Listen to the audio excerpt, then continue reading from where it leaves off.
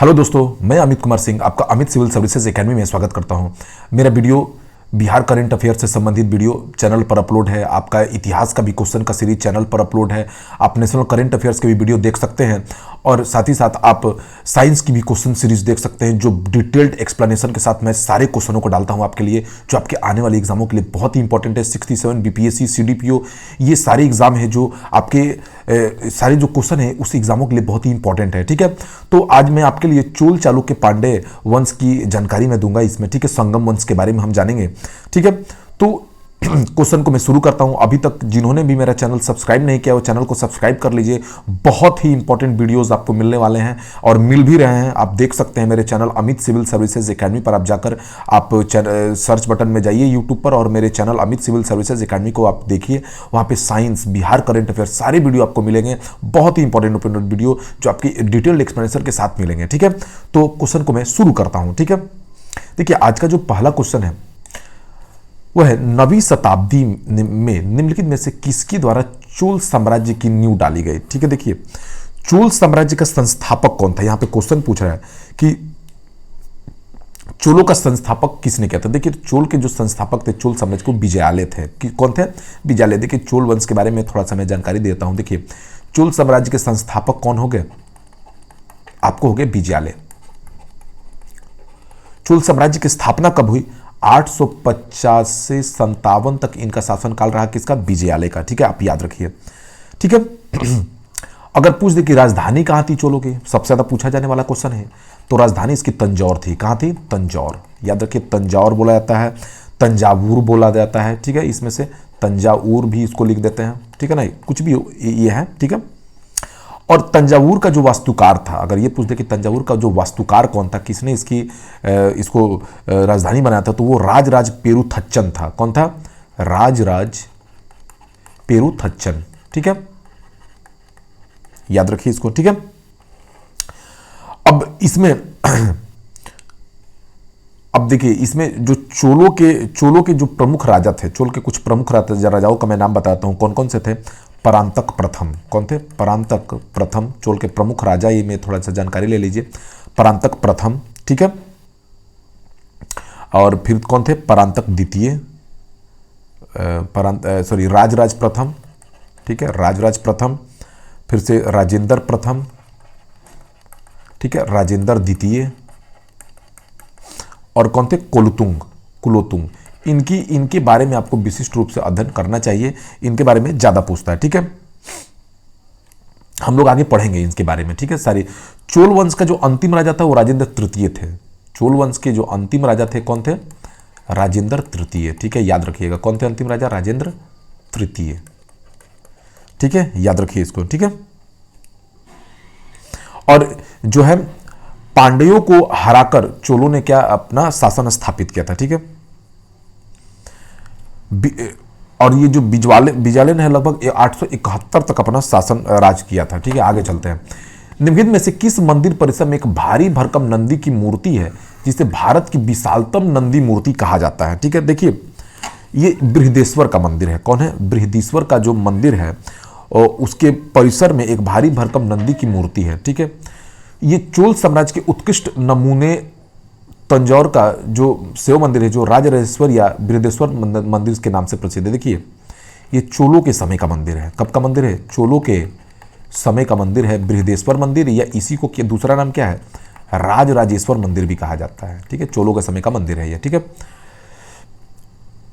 इसका निर्माण अगर पूछ दे कि कब हुआ था, तो राजराज प्रथम के शासनकाल में हुआ था। किसके शासनकाल में? राजराज प्रथम के शासनकाल में इसका निर्माण हुआ था। अब जो राजराज जो प्रथम थे, इन्होंने ही क्या किया था? श्रीलंका पर आक्रमण किया था। किस पर? श्रीलंका पर आक्रमण किया था। ठीक है, याद रखिए। ठीक है, राजराज प्रथम ने, और इसको चोल राज्य में मिला लिया था इन्होंने। ठीक है, राजराज जो प्रथम थे ये शैव धर्म के अनुयायी थे। किस धर्म के अनुयायी थे? शैव धर्म के क्या थे? ये अनुयायी थे। ठीक है, ध्यान रखिए किसके थे? शैव धर्म के अनुयायी थे। तो बृहदेश्वर मंदिर जो तंजौर में था उसको राजराज प्रथम ने बनवाया। ठीक है, श्रीलंका पर इन्होंने आक्रमण किया और इन्हें शैव धर्म के क्या थे? ये अनुयायी थे। ठीक है, और राजराजेश्वर मंदिर किसका था? शिव जी का मंदिर था। किसका मंदिर था? शिव जी का मंदिर था। यहाँ पे नंदी की मूर्ति भी है। ठीक है, याद रखिएगा। और चोल साम्राज्य का जो सर्वाधिक विकास हुआ था, जो चोल साम्राज्य का सर्वाधिक विस्तार राजेंद्र प्रथम के शासन काल में ही हुआ था। याद रखिए, चोल वंश का सर्वाधिक विस्तार जो है राजराज प्रथम के शासन काल में ही हुआ था। याद रखिएगा, वेरी इंपॉर्टेंट है, यहां से कुछ भी पूछा जा सकता है। राजराज प्रथम ने क्या किया था, मैं थोड़ा सा और आपको फैक्ट बताता हूं। देखिए, राजराज प्रथम ने बंगाल के पाल शासक, बंगाल के, बिहार के लिए बहुत ही इंपॉर्टेंट है, बंगाल के पाल शासक राजेंद्र प्रथम को, बंगाल के पाल शासक राजेंद्र प्रथम को बंगाल के पाल शासक महिपाल को, ठीक है, किसके, महिपाल को, ठीक है, इन्होंने क्या कर दिया था, पराजित कर दिया था। ठीक है, था क्या कर दिया था, पराजित कर दिया था। और पराजित करने के बाद इन्होंने गंगई चोल, ये बहुत पूछता है एग्जामों में, देख लीजिए, गंगे कोड चोल की उपाधि धारण की थी हराने के बाद। ठीक है, गंगई कोड चोल की उपाधि धारण की थी। यहां से बहुत इंपॉर्टेंट फैक्ट्स आपको निकल के आ रहे हैं। ठीक है, उपाधि क्या की थी, धारण की थी। तो याद रखिए, यहां से देखिए बहुत सारे क्वेश्चन निकले। पहला क्वेश्चन तो यह निकला कि जो है बृहदेश्वर का मंदिर या राजराजेश्वर का मंदिर, जो शिव जी का एक मंदिर था, वो वहां पर एक नंदी की मूर्ति है, वो किसके शासनकाल में, तो चोल के शासनकाल में। और चोल के शासनकाल में कौन थे, राजा राजराज प्रथम थे। राजराज प्रथम बहुत प्रतापी राजा थे, इनके शासनकाल में ही चोल वंश का सर्वाधिक विस्तार हुआ। ये शैव धर्म के अनुयायी थे, श्रीलंका पर आक्रमण करके जीता उसको, तथा बंगाल के पाल शासक महिपाल को हराकर इन्होंने गंगई चोल की उपाधि धारण की थी। तो यहां से इंपॉर्टेंट फैक्ट्स मिलते हैं, इसको ध्यान देना है। ठीक है, याद रखिए। और राजेंद्र जो 3 थे वो क्या थे, अंतिम चोल शासक थे। तो देखिए बहुत इंपॉर्टेंट फैक्ट्स है, याद रखिए। तंजौर का बृहदेश्वर मंदिर निर्मित हुआ था किस शासक के, तो अभी आ गया कौन, राजराज प्रथम। ठीक है, इन्होंने ही गंगई कोड चोल की उपाधि धारण की थी। याद रखिए, गंगई कोड चोल की उपाधि धारण की थी। बहुत इंपॉर्टेंट है, यहां से कुछ भी पूछा जा सकता है। ठीक है, एक बार आप पढ़ लेंगे वीडियो, आपको सारी चीजें याद आ जाएगी, कंठस्थ हो जाएगा। मेरा बात मानिए, चोलों का राज्य किस क्षेत्र में फैला हुआ था। देखिए, चोलों का जो राज्य है, इनका जो राज्य है कहां पर फैला हुआ था, तो ये देखिए कोरोमंडल तट और दक्कन के कुछ भागों तक फैला हुआ था। अगर कहा जाए नदियों के, तो कृष्णा तथा तुंगभद्रा नदियों से लेकर, ठीक है, कुमारी अंतरीप तक फैला हुआ था। ठीक है, कुमारी अंतरीप तक फैला हुआ था। ठीक है, और ये मतलब जनरली ये चोल राज्य जो है तमिल राज्य में ही फैला हुआ था, तमिल राज्य में फैला हुआ था। ठीक है, ठीक है। ज्यादातर कौन कौन सा, उरैयूर, कावेरी पट्टनम तथा तंजावुर, ये इन जिलों पे ज्यादा अधिकार था। ठीक है, तो कोरोमंडल तट भी इसमें आएगा और दक्कन के कुछ भाग भी आएंगे। ठीक है, नेक्स्ट क्वेश्चन, चोलों की राजधानी कहां थी, मैंने बताया चोलों की राजधानी कहां थी, तंजौर थी। और चोल वंश के संस्थापक कौन थे, विजयालय। ठीक है, और अंतिम राजा कौन था, ये प्रथम और अंतिम कौन थे, राजेंद्र थर्ड। याद रखिए, यहां से कुछ भी पूछा जा सकता है। अगर पूछ दे कि चोलों की राजधानी संगम काल में कौन थी, देखिए संगम काल में चोलों की जो राजधानी थी, संगम काल में राजधानी अलग थी। ठीक है, शुरुआत में आपको राजधानी इसकी तंजौर थी, संगम काल में इसकी राजधानी जो है उरैयूर हो गई थी। क्या हो गई थी, उरैयूर। ठीक है, उरैयूर हो गया। ठीक है, बाद में गंगई कोड, जो राजेंद्र प्रथम ने जो उपाधि गंगई कोड चोलपुरम भी कुछ दिनों के लिए चोलों की राजधानी बनी थी। ठीक है, गंगई चोलों की राजधानी बनी थी, याद रखिए। तो कुछ भी पूछा जा सकता है, अगर ऐसा पूछ दे कि कौन कौन राजधानी बनी थी, तो आप देख सकते हैं इसमें से। ठीक है, निम्न में चोल प्रशासन की क्या विशेषता थी, अगर क्वेश्चन पूछ दे। देखिए, मुख्य विशेषता, जो चोलों की जो मुख्य विशेषता थी, वो स्थानीय स्वशासन था। क्या था, स्थानीय स्वशासन। पंचायती राज कैसे चलाना है, ग्राम प्रशासनों को कैसे चलाना है, मतलब कैसे लोगों को अनुशासित रखना है, ये स्थानीय स्वशासन का व्यवस्था था, ये इसकी विशेषता थी। ठीक है, याद रखिएगा। ठीक है, तो स्थानीय ग्राम प्रशासन की स्वायत्तता उसमें भी शामिल हो जाएगा, स्थानीय स्वशासन में। तो आप याद रखिए, चोल शासन की सबसे उल्लेखनीय व्यवस्था शक्ति तथा क्षमता, मतलब ग्रामीण संस्थानों को स्वशासन में कंप्लीट कर देना था। ठीक है, तो स्थानीय स्वशासन इसकी सबसे बड़ी विशेषता थी चोल प्रशासन की, याद रखिए। अब चोल काल में देखिए, चोल काल में अगर मैं आपको बता दूं, चोल काल में जो भूमि उपज पे कर था, भूमि कर उपज का 1/3 था। देखिए मौर्यों में चाहे सल्तनत काल में या गुप्त वंशों में जो भूमि कर था वो उपज का 1/6 था। चोल काल में उपज क्या था, 1/3 भाग था। ठीक है ना, याद रखिए, डायरेक्ट पूछ देता है एग्जामों में। ठीक है, ठीक है, आगे चलते हैं। चोल काल में देखिए जो सोने के सिक्के थे, मैं थोड़ा बताता हूं। चोल काल में सोने के सिक्के को कलंजू कहा जाता था। सोने के सिक्कों को क्या कहा जाता था, सोने के सिक्कों को कलंजू। ठीक है, याद रखिए।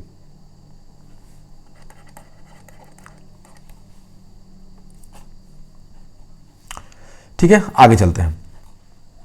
चोल युग प्रसिद्ध था निम्न के लिए। चोल जो था वो किसके लिए प्रसिद्ध था, देखिए याद रखिए, चोल जो है ग्रामीण सभाओं के लिए प्रसिद्ध था। मैंने बताया आपको, ग्रामीण स्वशासन, स्थानीय स्वशासन इसकी मुख्य विशेषता थी।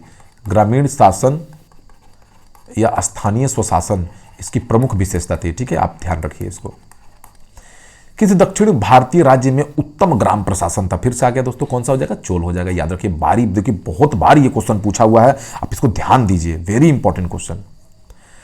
कुशल ग्रामीण प्रशासन के लिए प्रसिद्ध राजवंश कौन था, देखिए फिर से क्वेश्चन आ गया, एमपीपीएससी में पूछा हुआ, तो चोल था।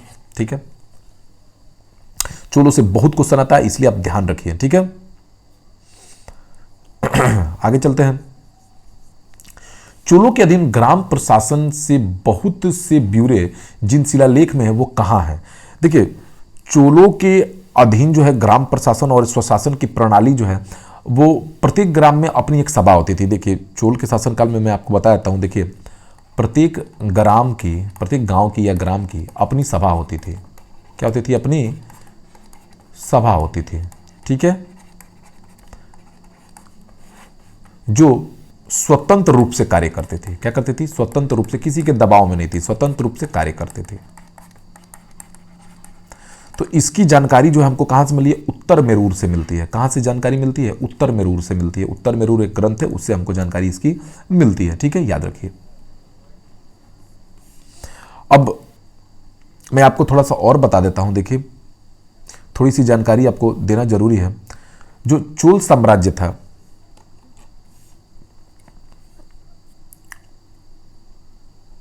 चलिए आपको मैं बताऊंगा आगे। निम्न कथनों पर विचार करिए। चोलों ने पांड्य तथा चेर शासकों को पराजित कर प्रायद्वीपीय भारत पर प्रारंभिक मध्यकालीन समय में अपना प्रभुत्व स्थापित किया था। ठीक है, तो देखिए दोनों का दोनों सही है। चोलों ने दक्षिण पूर्व एशिया के शैलेंद्र साम्राज्य के विरुद्ध सैन्य चढ़ाई की तथा कुछ क्षेत्र को, दोनों का दोनों सही है। मैं आपको बताता हूं, देखिए चोलों के जो राजा थे परांतक प्रथम ने, उन्होंने क्या किया था, द्रविड़ देश में चोल आधिपत्य की स्थापना की। ठीक है, उन्होंने मदुरा के पांडे राजा को हरा दिया था। ठीक है, तो इन्होंने क्या किया था, जो राज प्रथम थे, परांतक जो प्रथम थे, उन्होंने पांडे शासक किसको हराया था, मदुरई कोंड, किसको हराकर, उन्होंने मदुरा के पांडे राजा के कौन, मदुरा के पांडे शासक को हराकर एक उपाधि धारण की थी, उसका नाम था मदुरई कोंड उपाधि। मदुरई कोंड की उपाधि धारण की थी। ठीक है, तो ये दोनों का दोनों से उन्होंने चेर शासकों को भी हराया और इनको भी हराया। ठीक है, देखिए चोल शासकों के शासन काल में निम्न में से कौन सा वारियम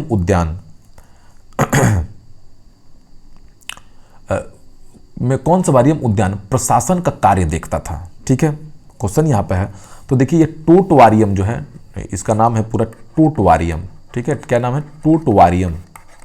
ये जो टोटवारियम है ये क्या करता था, गांवों की गतिविधियों का देखरेख करता था। ठीक है, गांव में जो उद्यान होते थे उसकी देखरेख ये करता था। ठीक है, इसका क्या काम था, उद्यान प्रशासन का देखरेख।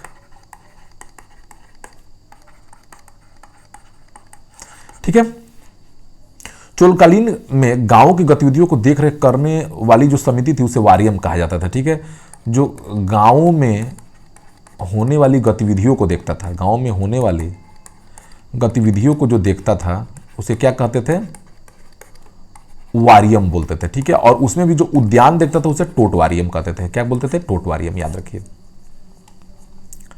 चोल काल में निर्मित नटराज की कांस्य मूर्तियों में देवाकृति प्रायः कैसी है? देखिए, जो नटराज की मूर्तियां चोल काल में मिली है, ठीक है, चोल काल की प्रतिमाएं उत्कृष्ट कांस्य प्रतिमाएं में गिनी जाती है। चोल काल में ज्यादातर प्रतिमाएं किसकी बनी है? कांस्य की प्रतिमा बनी है चोल काल में, ठीक है। तो वो जो चोल कालीन जो प्रतिमाएं बनी हैं वह उसमें क्या है? वो चतुर्भुज आकार की है। किस आकार की है? चतुर्भुज आकार की है, ठीक है। और इसमें सबसे सुंदर मूर्ति किसकी है? नटराज की कांस्य प्रतिमा, शिव की मूर्ति है। ये किसकी है? शिव की मूर्ति है, ठीक है, जो बड़ी संख्या में मिले। इन्हें विश्व की श्रेष्ठतम प्रतिमा रचनाओं में शामिल किया गया है, ठीक है ना। विश्व की श्रेष्ठतम रचनाओं में नटराज की जो मूर्ति है, विश्व की श्रेष्ठतम रचनाओं में इसको शामिल किया गया है। रचनाओं में क्या किया गया है? शामिल किया गया है, ठीक है। ये कांस्य की मूर्तियां हैं, ठीक है।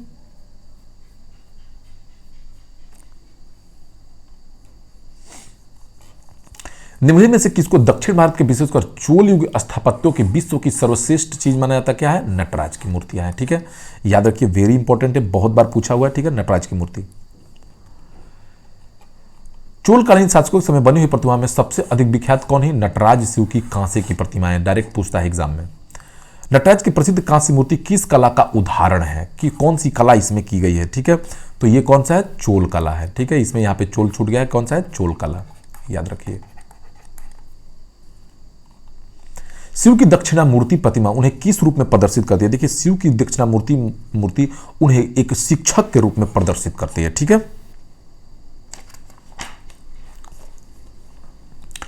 72 व्यापारी चीन में किसके कार्यकाल में भेजे गए थे? देखिए, चोल शासक कुलोतुंग, चोल शासक कुलोतुंग कौन है? कुलोतुंग वन के शासनकाल में, लगभग ये है 1077 ईस्वी की बात है।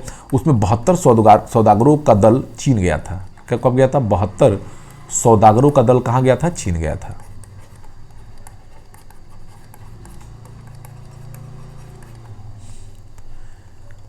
निम्न में से दक्षिण भारत का कौन सा राजवंश अपनी नौसेना शक्ति के लिए प्रसिद्ध था? देखिए, नौसेना शक्ति के लिए चोलवंशी प्रसिद्ध था, ठीक है। चोलों के पास अपनी एक सुसंगठित चोलों ने अपने लिए एक सुसंगठित सेना का निर्माण किया था। चोल सेना में कुल सैनिकों की संख्या लगभग 1,50,000 सैनिक थे। लगभग इसके पास कितने सैनिक थे? 1,50,000 सैनिक थे चोलों के पास, ठीक है। चोलों के पास अश्व, गज, पैदल और सैनिकों के साथ एक अत्यंत शक्तिशाली नौसेना भी थी, ठीक है। याद रखिए, इसी नौसेना ने इन्होंने श्रीलंका को जीत लिया, ठीक है। श्रीलंका को इन्होंने हरा दिया इसी सेना के दल पर। तो नौसेना सैनिकों के लिए चोल प्रसिद्ध था, याद रखिए।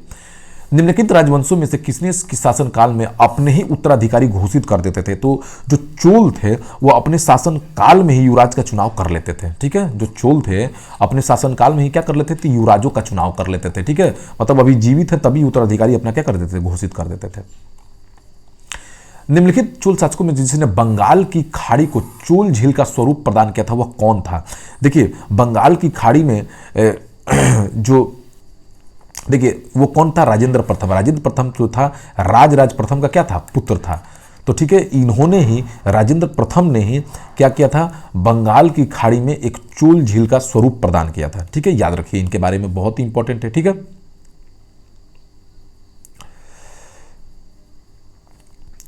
ठीक है, राजेंद्र प्रथम के बारे में जानते हैं। इसने क्या किया? पाल शासक महिपाल को हराया था। किसको हराया था? पाल शासक किसको? महिपाल को हराकर कौन सा उपाधि लिया था? गंगई कोंड चोलपुरम। गंगई कोंड चोलपुरम एक राजधानी बनाया तथा गंगई कोंडपुरम की क्या किया था? इन्होंने उपाधि भी ली थी, ठीक है। गंगई कोंड की उपाधि धारण की, गंगई कोंड की क्या की थी? उपाधि धारण की थी इन्होंने, ठीक है। याद रखिए, और गंगई चोलपुरम राजधानी की स्थापना भी की, ठीक है, याद रखना है। गंगई कोंड चोलपुरम की स्थापना किसने की? तो आ गया क्वेश्चन, राजेंद्र प्रथम ने। राजराज प्रथम के पुत्र थे, ठीक है, याद रखिए। निम्न में से किस चोल शासक को चोल गंगम नामक कृत्रिम झील बनाने का श्रेय दिया जाता है? फिर से क्वेश्चन आ गया। तो ये कौन थे? राजेंद्र थे। कौन थे? राजेंद्र प्रथम थे, जिन्होंने क्या किया? चोल गंगम नामक कृत्रिम झील बनाया। किस चोल राजा ने जल सेना प्रारंभ की? तो क्वेश्चन आ गया, कौन है? राज प्रथम ने जल सेना प्रारंभ की। और जो झील बनाया वो किसने बनाया था? याद रखिए, राजेंद्र प्रथम ने। चोल शासक का नाम बताइए जिसने श्रीलंका के उत्तरी भाग पर विजय प्राप्त की थी। वो राजराज प्रथम थे जिसने क्या किया, श्रीलंका के उत्तरी भाग पर क्या किया, इन्होंने विजय प्राप्त किया। ठीक है,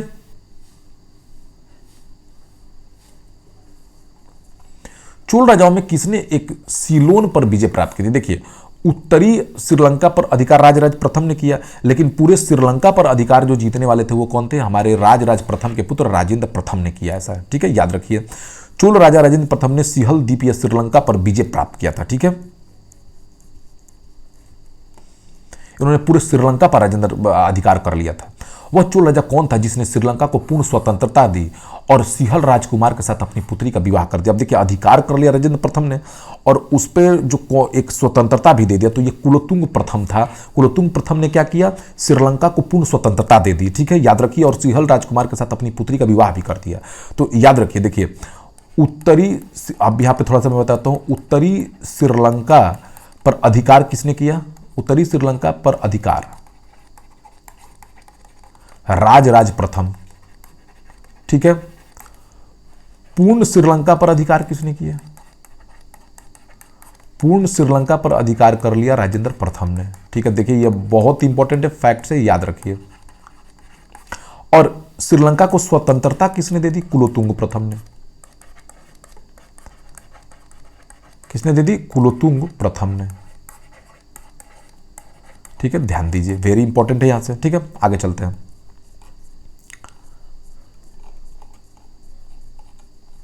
प्राचीन भारत का निम्नलिखित में से कौन सा महत्वपूर्ण व्यापार, ठीक है, उस व्यापार मार्ग से जोड़ता था जो कल्याणी को वेंगी से जोड़ता है, वो कौन सा मार्ग है, वह मार्ग तमर था। कौन मार्ग था, तमर। तमर जो मार्ग है, तमर भारत, प्राचीन भारत का एक महत्वपूर्ण व्यापारिक केंद्र था। ये जो है तगर बोला जाता है, सॉरी इसको क्या बोलते हैं, तगर। क्या बोलते हैं दोस्तों, तगर। तगर जो है क्या बोलता था, कल्याणी को वेंगी से जोड़ देता था। किसको, तगर, कल्याणी को किससे जोड़ देता था, वेंगी से। ठीक है, कल्याण को वेंगी से जोड़ देता था। ठीक है, ये बहुत महत्वपूर्ण व्यापारिक मार्ग था। चालुक्य वंश का सबसे महान शासक कौन था, अगर पूछ दे। अब देखिए, थोड़ा सा चालुक्यों के बारे में भी मैं आपको बता देता हूं। ठीक है, चालुक्य वंश का सबसे महान शासक कौन था, यहां पे क्वेश्चन आया। तो देखिए, चालुक्य वंश का सबसे महान शासक जो रहा वह रहा आपको पुलकेशिन द्वितीय। ठीक है, कौन रहा, पुलकेशिन द्वितीय। ठीक है, पुलकेशिन द्वितीय चालुक्य वंश के महान शासकों में था। इसका शासनकाल जो है 609 से कब तक रहा, 642 तक रहा। इसकी उपलब्धियों का वर्णन, इसकी उपलब्धियों का वर्णन हमें एहोल अभिलेख से प्राप्त होता है। कहां से प्राप्त होता है, एहोल अभिलेख से। याद रखिए, एहोल अभिलेख किससे संबंधित है, पुलकेशिन द्वितीय से। एहोल अभिलेख से क्या होता है, प्राप्त होता है।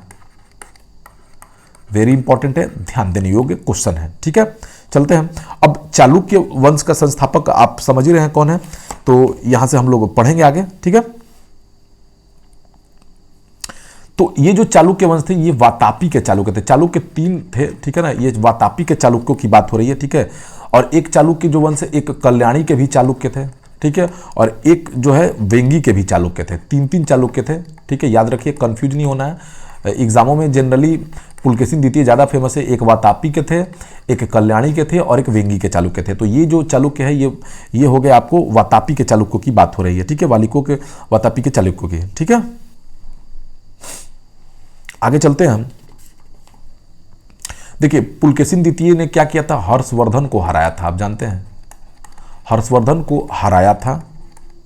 हर्षवर्धन को हराकर इसने परमेश्वर की उपाधि धारण की थी। किसको हराकर, परमेश्वर की उपाधि धारण की थी।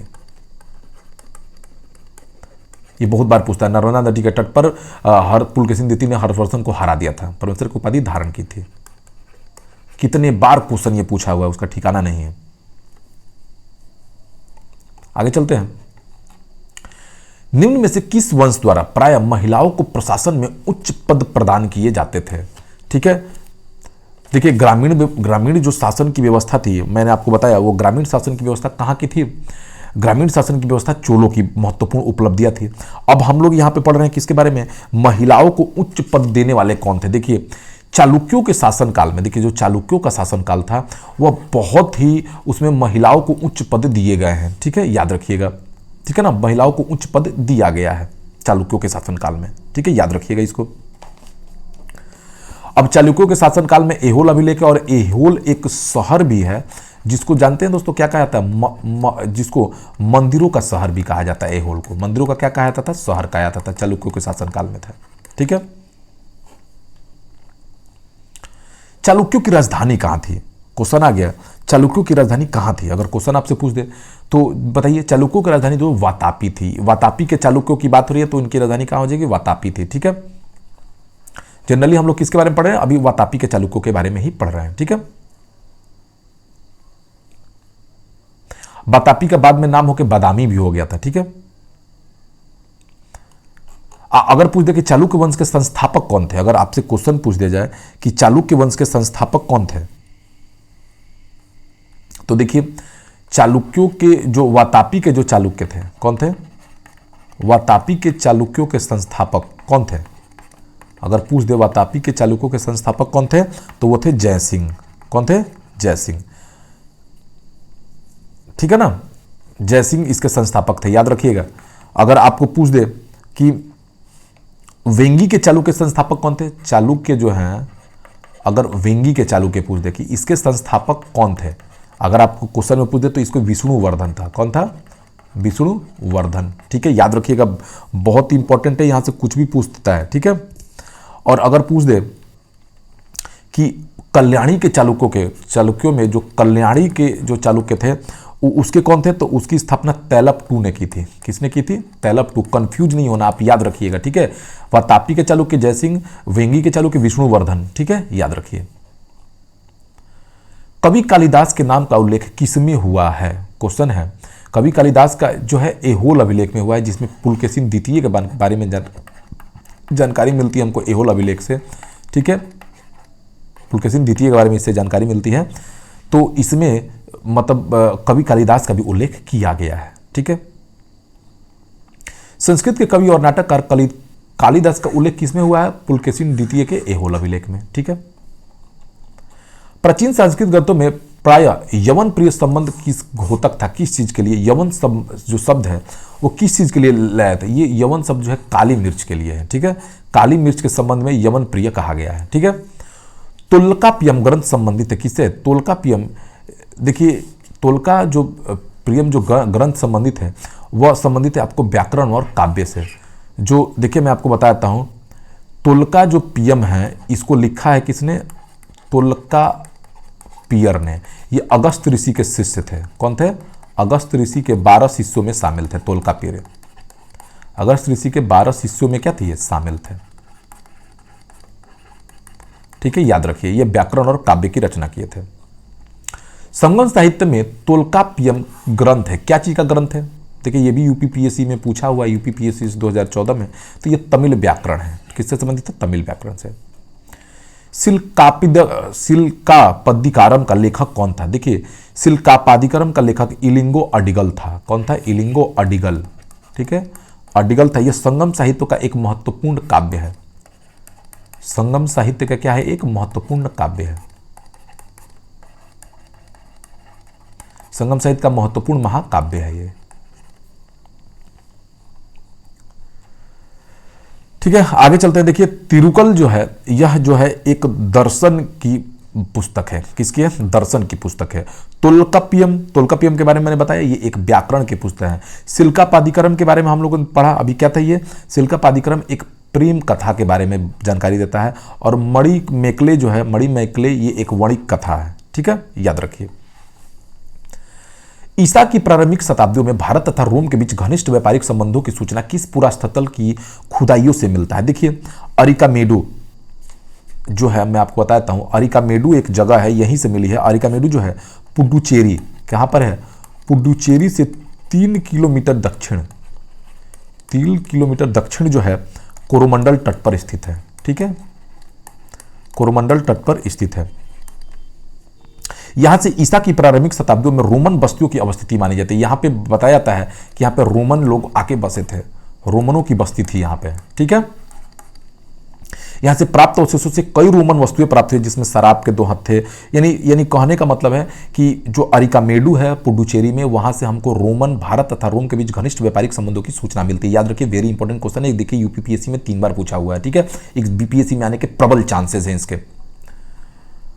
निम्नलिखित में कौन सा बंदरगाह पोडुके नाम से दी पेरिफेरल्स ऑफ इरिथियंस के लेखक को ज्ञात है? देखिए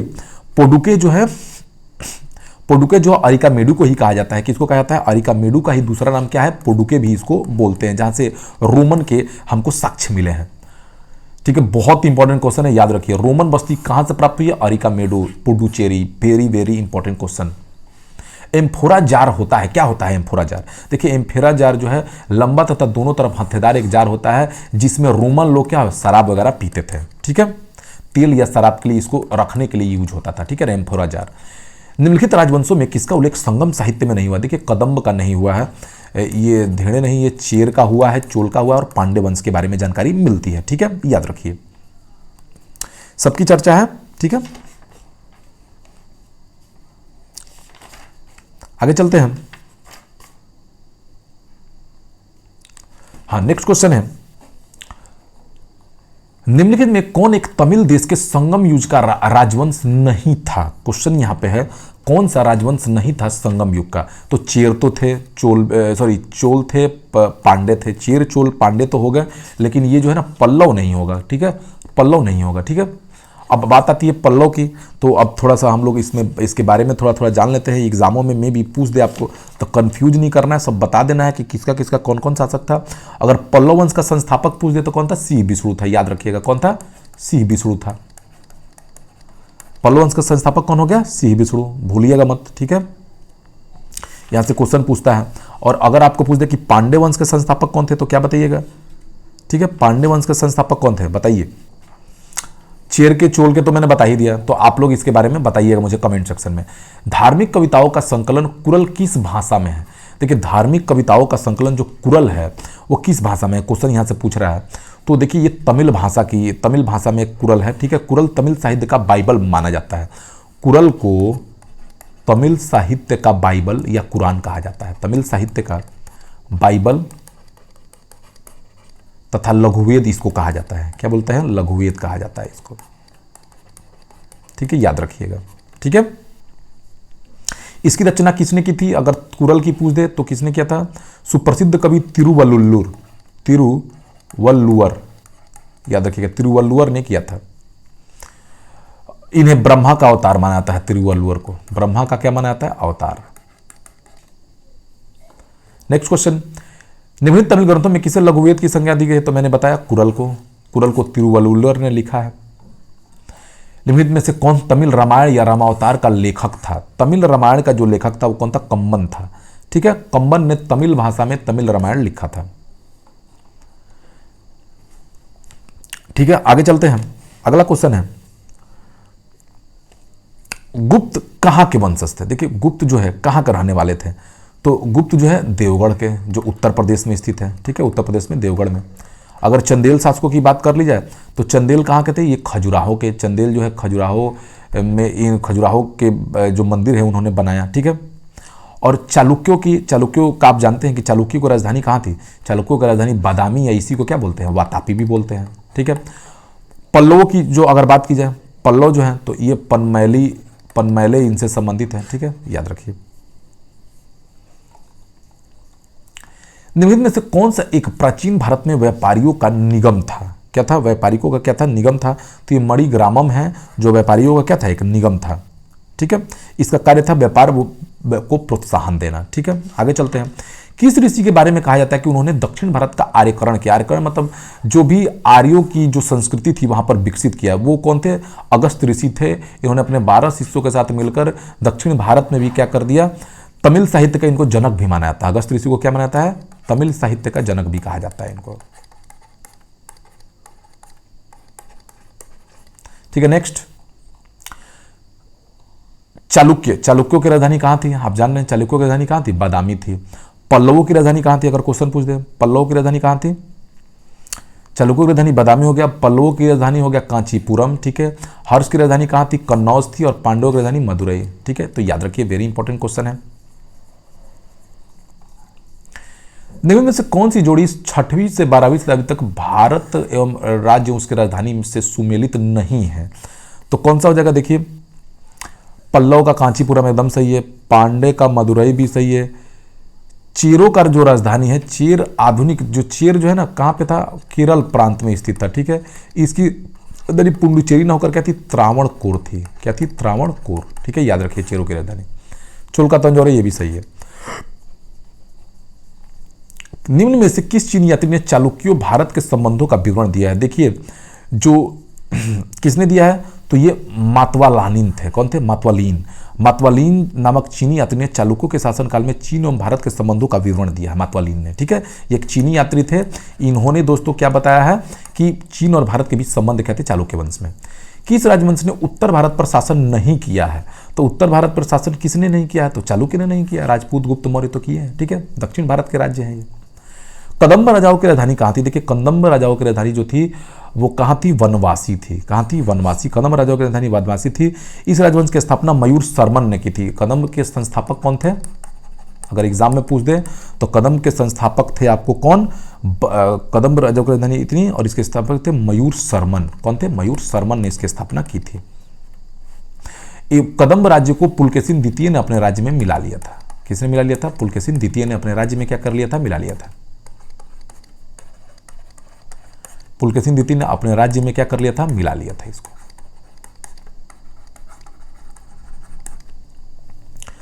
निम्न में से कौन सा एक काकतीय राज्य में अति महत्वपूर्ण समुद्री पतन था? तो वो कौन था? ये मोटूपल्ली था। मोटूपल्ली जो है काकतीय राज्य में एक महत्वपूर्ण समुद्र पतन था, ठीक है। वर्तमान में यह कहां पर स्थित है? आंध्र प्रदेश में स्थित है।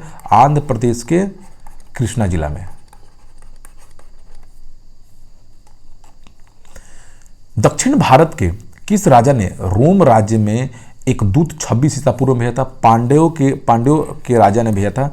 पांड्यों के शासकों ने रोम के साथ अपने जो है अपने संबंध अच्छे बना के रखे। मीनाक्षी मंदिर कहाँ? मीनाक्षी मंदिर जो है मदुरई में स्थित है। कहाँ पर है? मदुरई में स्थित है। मदुरई पांड्यों की राजधानी थी। मदुरई किसकी राजधानी थी? पांड्यों की, याद रखिएगा, पांड्यों की राजधानी थी मदुरई, ठीक है। तृतीय संगम काल भी यहीं पर हुआ था। संगम युग 3 थे, तृतीय संगम काल यहीं पर हुआ था। तृतीय तथा प्रथम दोनों कहां हुआ था? संगम काल मदुरई में ही हुआ था। आगे चलते हैं। मीनाक्षी मंदिर कहां स्थित है? तो मदुरई में स्थित है, ठीक है। मीनाक्षी मंदिर कहां है? मदुरई में स्थित है। मीनाक्षी मंदिर कहां है? यहां से क्वेश्चन बनता है। देखिए, मीनाक्षी मंदिर कहाँ स्थित है? तो ऑप्शन क्या हो जाएगा? मीनाक्षी मंदिर मदुरई, ठीक है। फिर दूसरा है वेंकटेश्वर मंदिर कहाँ है? तो ये तिरुमाल आंध्र प्रदेश। महाकाल मंदिर कहाँ है? तो उज्जैन है। बेलूर मठ कहाँ है? हावड़ा में है, ठीक है, याद रखिए। नेक्स्ट क्वेश्चन की तरफ बढ़ते हैं।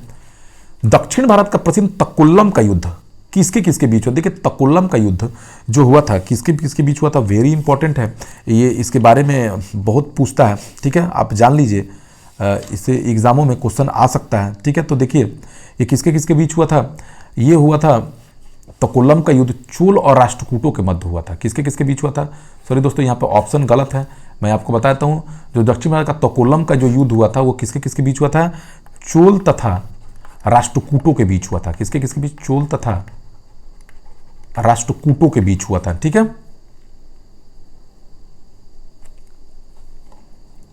चोल साम्राज्य का अंत किसने किया? देखिए, चोल साम्राज्य का जो अंत है मालिक कफूर ने किया, ठीक है। चोल साम्राज्य का अंत अलाउद्दीन खिलजी के सेना नायक, ये मालिक कफूर क्या था? अलाउद्दीन खिलजी का सेना नायक था। अलाउद्दीन खिलजी का क्या था? सेना नायक था मालिक कफूर, ठीक है, याद रखिए।